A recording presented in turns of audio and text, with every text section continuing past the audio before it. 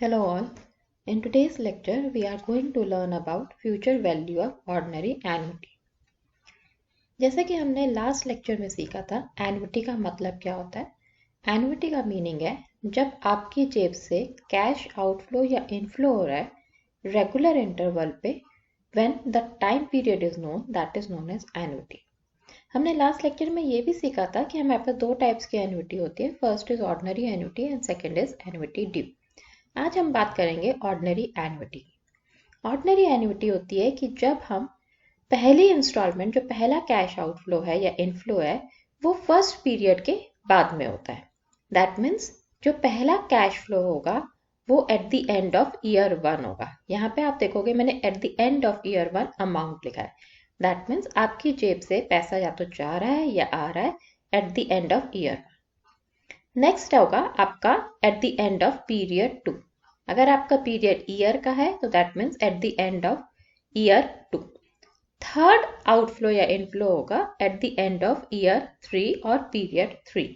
Similarly जो last cash outflow या inflow होगा that will be eight the end of nth period. तो अगर हम यहाँ पे फ्यूचर वैल्यू की बात करें, एग्जाम्पल लेते हैं। सपोज करो आज आप 30 इयर्स के हो और आप अपना रिटायरमेंट प्लान लेते हो। अगर आप अपने रिटायरमेंट पे जब आप 60 इयर्स के होगे तब के लिए कुछ पैसा जोड़ना चाहते हो तो आप आज से अपना रिटायरमेंट प्लान स्टार्ट करोगे। आपने डिसाइड करा कि आपकी जो फर्स्ट इंस्टॉलमेंट होगी वो आप at the end of period 1 दोगे। दैट मीन्स आज आप 30 इयर्स के हो, जब आप 31st ईयर के हो जाओगे तब आपकी पहली इंस्टॉलमेंट जाएगी और लास्ट इंस्टॉलमेंट जाएगी जब आप 60 इयर्स के हो जाओगे। दैट मीन्स आपका एन है यहाँ पे 30 इयर्स। आज आप 30 इयर्स के हो, आपने नेक्स्ट 30 इयर्स के लिए प्लानिंग करी है। या फिर क्वेश्चन को सिंपल बनाने के लिए कहते हैं आपने बैंक में एक रेकरिंग डिपॉजिट खोला है। जब आप एनुअल पेमेंट कर रहे हो बैंक में, लेट्स से आपने डिपॉजिट खोला फॉर 8 इयर्स।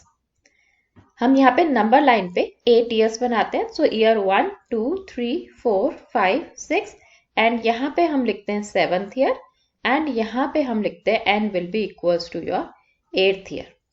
आप जब फर्स्ट इंस्टॉलमेंट दे रहे हो as per ordinary annuity rules, the first instalment जब फर्स्ट बैंक में डिपॉजिट करोगे at the end of year 1। जब आप first at the end of year 1 करोगे, सेकेंड इंस्टॉलमेंट आप at the end of year 2 करोगे। सिमिलरली जो आपकी 8th इंस्टॉलमेंट होगी वो at the end of 8th year होगी। अगर आपको अब ये कैलकुलेट करना है कि 8 साल के बाद आपके बैंक में कितना पैसा आया, सो दैट मीन्स जो आपने फर्स्ट इंस्टॉलमेंट दी है eight the end of year 1 उस पे आपको n-1 ईयर्स का इंटरेस्ट मिलेगा। यहाँ पे हम देखते हैं अगर आपने यहाँ पे पैसा जमा करा है सो दैट मीन्स आपका एक ईयर यहाँ पे पूरा हुआ, second year, third year, fourth year, fifth year, sixth year and यहाँ पे आपका 7th ईयर कंप्लीट हुआ। दैट मीन्स जो भी पेमेंट आप at the end of year 1 करोगे उस पे आपको 7 ईयर्स का इंटरेस्ट मिलेगा। n-1 is equals to 7। n हमारा 8 है, n-1 इज 7। जब आप नेक्स्ट इंस्टॉलमेंट दोगे eight the end of year 2, यहाँ पर आपको n-2 का इंटरेस्ट मिलेगा। दैट मीन्स अगर हमारा n 8 है तो आपको यहाँ पे 6 ईयर्स का इंटरेस्ट मिलेगा। यहाँ पे देखते हैं, यहाँ पे आपका 1, 2, 3, 4, 5 एंड 6। दैट मीन्स 6 ईयर्स के लिए बैंक के पास पैसा था, तो इस अमाउंट पे बैंक आपको 6 ईयर्स का इंटरेस्ट देगा। सिमिलरली जो आप थर्ड इंस्टॉलमेंट दोगे उस पे आपको n-3 का इंटरेस्ट मिलेगा। That means n is 8 which means 5 years, 1 year, 2 year, 3 year, 4 year and 5 year. So that means यहाँ पे आपको 5 ईयर्स का इंटरेस्ट मिलेगा।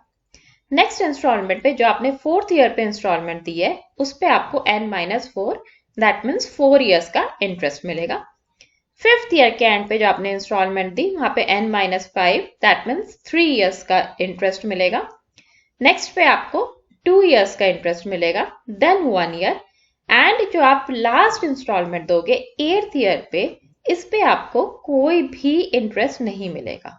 दैट मीन्स आपको 0 ईयर का इंटरेस्ट मिलेगा। दैट मीन्स जो हमारी लास्ट पेमेंट होगी, जो हमने जब हम लास्ट कैश फ्लो होगा उस पे हमें 0 ईयर का या 0 पीरियड का इंटरेस्ट मिलेगा।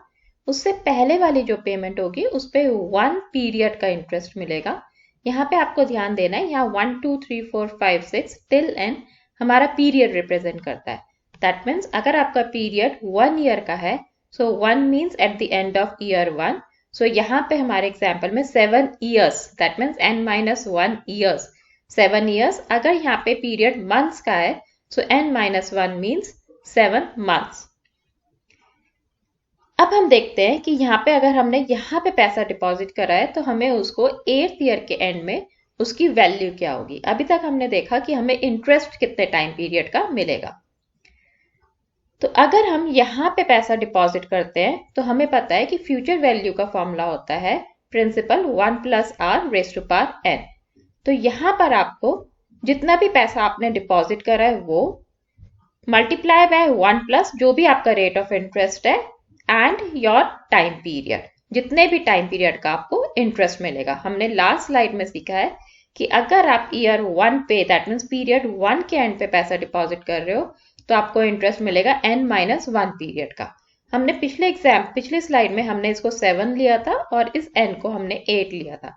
दैट मीन्स यहाँ पर मेरा n-1 हो जाएगा 7 ईयर्स या 7 मंथ्स का हमें इंटरेस्ट मिलेगा। सो दैट मीन्स हमारा अमाउंट हो जाएगा p ब्रैकेट 1 + r⁻7 और n-1 what ever the period will be. Next amount आपका हो जाएगा p 1 + r⁻n-2। In our example, if 8 years are there, so your power will be 6 years. Similarly, the third amount which we are depositing, on which the amount will be p 1 + r⁻n-3. Fourth amount will be p 1 + r⁻n-4, and similarly it will reach till your p 1 + r⁻0, because on the last cash flow you are not going to get any rate of interest.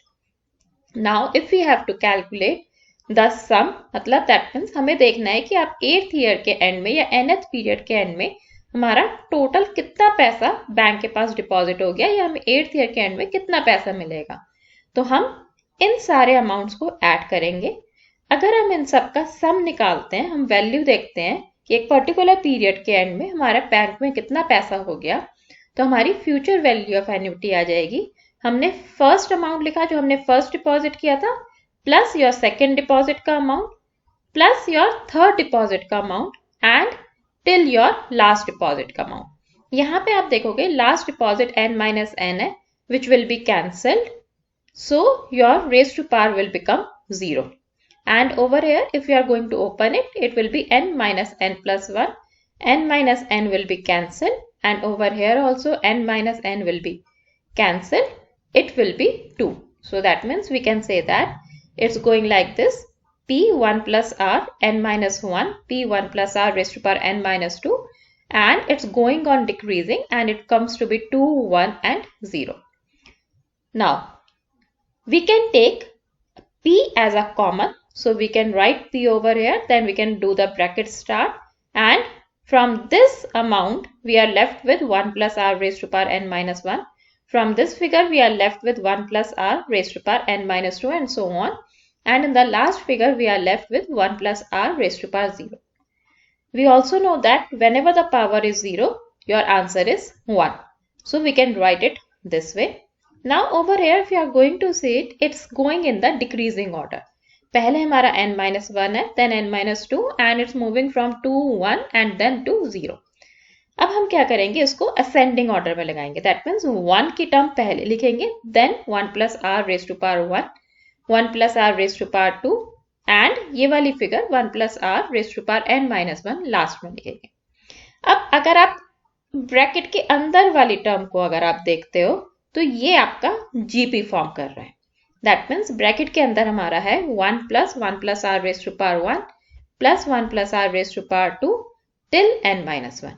हमें यहाँ पे याद रखना है कि जब भी GP बनता है तो जब हम जीपी का सम लेते हैं, दैट मीन्स हमारा जीपी यहाँ पे बन रहा है, जीपी का अमाउंट होता है a + ar + ar² + ar³ till ar(n-1), और you can say till ar⁻n। यहाँ पे आपको याद रखना है कि जब भी आपकी पावर 0 से स्टार्ट होती है तो आपकी nth टर्म n-1 होगी।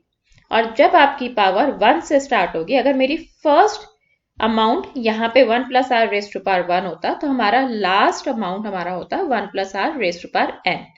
तो जब भी आपका फर्स्ट टर्म 0 पावर पे होती है तो आपकी लास्ट टर्म n-1 पावर पे होती है, तो टोटल नंबर ऑफ फिगर्स आपकी n होती है, n टर्म्स आती है। लेकिन अगर फर्स्ट टर्म की पावर 1 होगी तो लास्ट टर्म की पावर n होगी, तब आप टोटल करोगे तो टोटल nth टर्म आएगी। यहाँ पर हम लेते हैं हमारा a है 1 and r is 1 + r। So अगर हम सम ऑफ फर्स्ट n डिजिट इन GP देखें तो हमारा फॉर्मूला आता है a ब्रैकेट स्टार्ट r की power n-1 divided by r-1। अब हम यहाँ पे a की वैल्यू पुट करते हैं और r की वैल्यू पुट करते हैं। a की वैल्यू 1 है और r की वैल्यू 1 + r है। सो दैट मीन्स जब आप पुट करोगे तो a की जगह हमने 1 लिखा और r की जगह हमने 1 + r raise to power n लिखा। अब हम यहाँ पे डिनोमिनेटर का ब्रैकेट खोलते हैं, तो 1 + r-1 आपका 1 से 1 कैंसिल हो गया। सो दैट मीन्स आपका डिनोमिनेटर में सिर्फ r बच गया। यहाँ जो न्यूमरेटर में 1 है, आप इसको अगर नहीं भी लिखोगे, 1 को अगर हम किसी भी नंबर से मल्टीप्लाई करेंगे तो हमारा सेम नंबर आता है। That means over here your sum of GP will be 1 + r raised to power n-1 upon r. Now we can say that future value will be p, because हमने p पहले common लिया था, p 1 + r raised to power n-1 upon r. So this becomes your formula for future value of annuity. Hope you have understood the concept of the sum of future value of annuity. That means how we have to calculate the total of future value of annuity. For further reference, you can refer the book Financial Management. Thank you.